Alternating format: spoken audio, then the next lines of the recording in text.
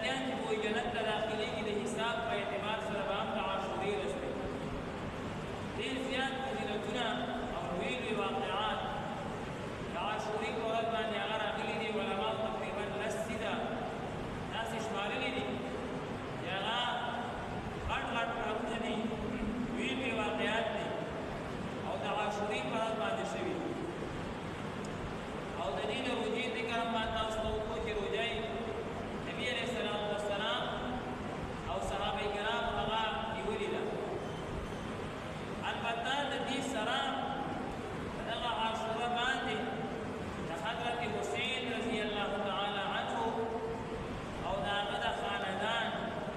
شهادت هم شوی او دا په 66 هجري باندې تقریبا شوی دی. یعنی د دې فضیلتونو نه 66 سال بعد د حضرت حسین رضی الله تعالی عنه شهادت هغه واقع شوی دی. حضرت حسین رضی الله تعالی عنه دا څوک دی؟ دا د علي رضی الله تعالی عنه زوی دی.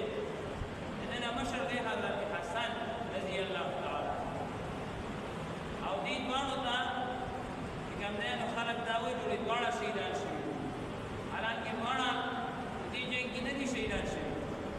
صرف حضرت حسین رضی الله تعالی عنه شهید شوی دی. حضرت حسن سے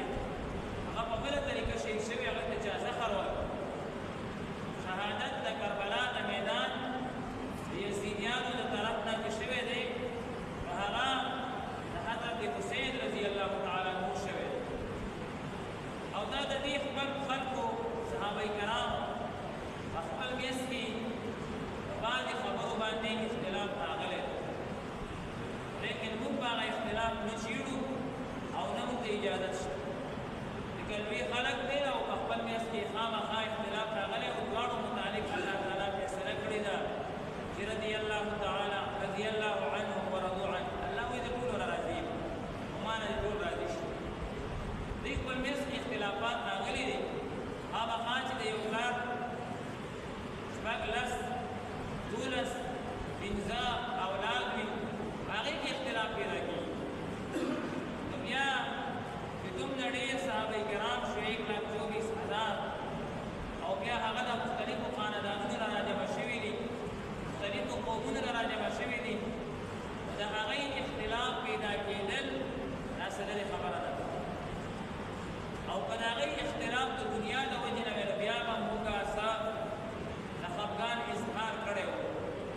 لیکن د هغې اختلاف هغه د دین د وجې. ځینې خبرې به داسې وي چې هغې به وي یاره دا زما دینداري،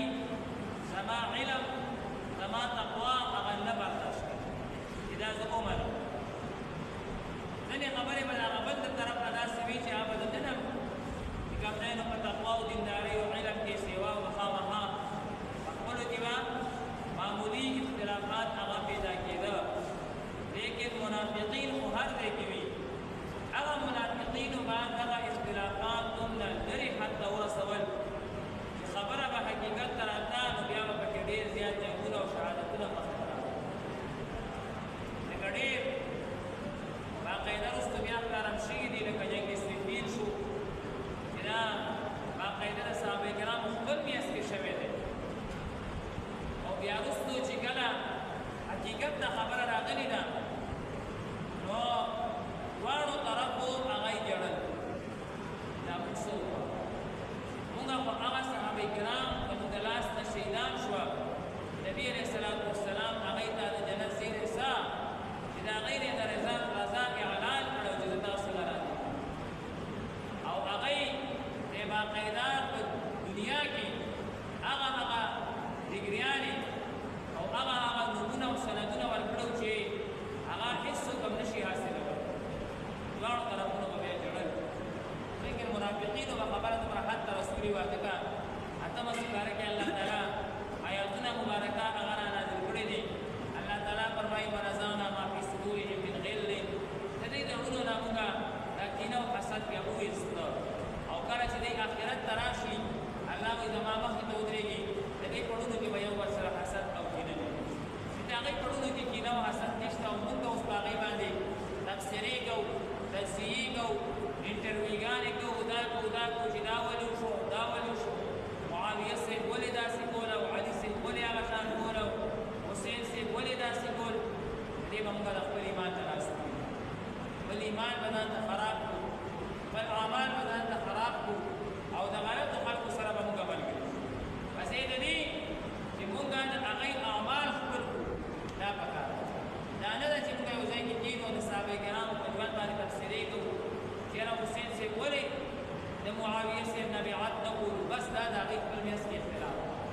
ایزا او دوست نه کوي او معاویه صاحب نه چې اختلاف نه کوي بیعت نه کولو حسین صاحب هغه ذهن کې دا نه و چې بس دی نه منم دا هغه ذهن کې دا و چې دلته د ژوند نه دی بس چې زه منه دی او هلته د کوفي نه خطونه راغلل 12,000 خطونه د کوفي خلکو راواستل چې تاسو هلته راشئ ستاسو د مدینه منوره کې د معاویه صاحب نه بیعت نه کوئ نو بس تاسو هلته کې چې کوم دی نو راشئ او هلته به تاسو موږ سره ژوند تېروئ موږ به تاسو ته مشري درکړو دا مطلب خو نه و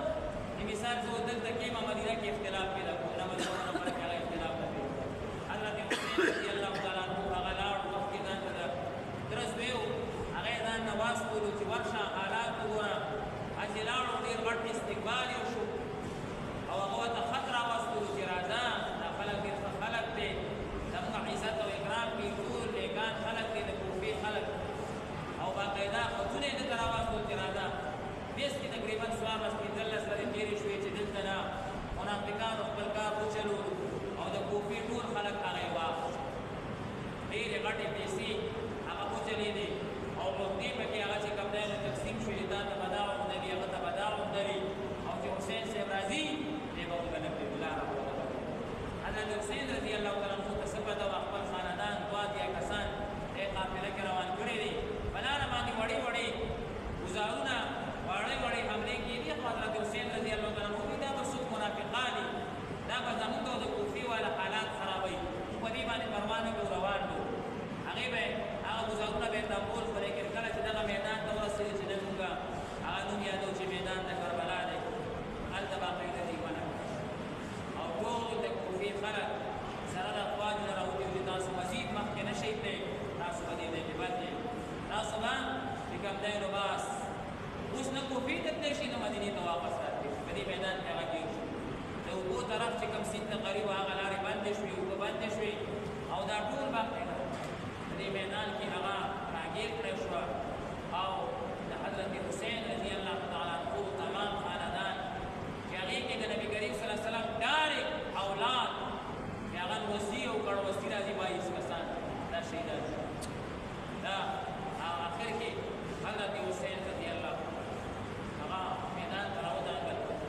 او باقاعده وی چې ما د خپل نیکه محترم صلی الله علیه وسلم نه اورېدلي وو چې دا زما د جنت ګل دی لیکن د ظالمانو د لاس نه شهید کېږي معلومېږي دا چې دا پېښېږي هغه رښتیا کېږي دومره محبت د نبي کریم صلی الله علیه وسلم د هېچ چا سره نه و څومره چې د خپلو نفسو سره و احادیثو مبارکو کې راځي یو میرا حضور صلی الله علیه وسلم د جمعې خطبه ویلې دا دواړه په چپلو ځای کې ښکاره شو حضور صلی الله علیه وسلم خطبه پرېښوده ورغله دواړه یې راواغشته یو طرف ته په منبر باندې کېنولو بلې بل طرف ته بیا وایي انما اموالکم واولادکم فتنه ستاسو مال او ستاسو بچي دا فتنه ده د دې ته زه نشم ټینګولی دې هلته ولاړ یو پیره حضور صلی الله علیه وسلم وستولو حضرت حسین رضی الله تعالی عنه اوږه باندې نبي علیه السلام سجدې ته راوړو هغه کېناستو حضرت حسن صاحب هغه په ملا باندې کېناستو حضور صلی الله علیه وسلم سجده لویه کړه یو صحابي رالو زمونږ نه باندې تپوس وکړو او دې دواړو ته اشاره وکړه چې بچې ستاسو سواري ډېره بهترینه ده ستاسو سواري ډېره بهترینه ده حضور صلی الله علیه وسلم فرمایل دا سواران هم څه کم نه دي دا هم ډېر د لوی مقام خلک دی دا لوی مقام والا خلک او کله چې حسین رضی الله تعالی عنه هغه شهید شو د هغه د شهادت واقعه هغه ډېر د درد او د غم ده بهرحال هغه وایي چې زه مونځ کومه او مونځ یې وکړو او د هغې نه پس بیا چې کوم دی هغه میدان ته ورغلو ټول خاندان هغه دندې نه ماشومان هغه شهیدان شوي بهرحال شهادت وشو نو یو تابعي وایي چې ما د شپې خوب ولیدو نبي کریم صلی الله علیه وسلم په زلفو مبارکو باندې او په ږیره مبارکه باندې ډېرې خاورې وي او ډېر زیات خفه و ژړلې ما وی یا رسول الله تاسو نن ډېر پریشان وي او زما د جنت ګلونه شهیدان بهرحال دا هغه میاشت ده چې په دې کې د دې شهادت هم دې مقام ته منتسب شوی دې طرف ته اشاره کړې ده چې که هر حالت په موږ باندې راغلو خو د ظالم ملګرتیا خو نشو هر حالت که موږ ټول شهیدان هم شهیدان دي ملګرتیا موږ نه شو کولی د ظالم سره موږ مرسته تعاون هغه نه شو کولی د دوی ذهن دا و استاد نو نشو ویلی چې مقابل طرف هغه څنګه دی فیصله به الله کوي او الله فیصله کړې ده الله وایي ونزعنا ما فی صدورهم او وروسته بیا تاریخ هم فیصله کړې ده چې کله معاویه رضی الله تعالی عنه ته خبر لاړو هغه ډېر زیات وژړل ما خدا نو ویلي چې دی شهیدان ما خدا ویلي ما ته راولئ ما خدا نه ما دا کله ویلي چې هغه د شهیدان ما ته راولئ زه ورسره د صلح خبرې کوم ظالمانو تاسو ته چا ویلي چې هغه شهیدان باقاعده په خپله باندې هغه ژړلي دي او باقاعده ټول عمر به هغې توبه ایسته ژړل به چې خدایه موږ پرې ونیسي ځکه موږ دا حکم هېڅکله نه دی کړی چې دی د شهیدان چې دا خو منافقانو شهیدان منافقانو خپل منافقت چلو دی بهرحال دا مبارکه میاشت هغه چې شروع ده دا د اسلام د تاریخ د قربانو یوه میاشت ده د اسلام تاریخ اولنۍ میاشت چې شروع کېږي محرم دی او دې کې د قربانو ذکر شروع شو د دین دپاره قرباني حضرت حسین رضی الله تعالی عنه ورکړې ده د دین دپاره هجرت نبي علیه السلام په دې میاشت کې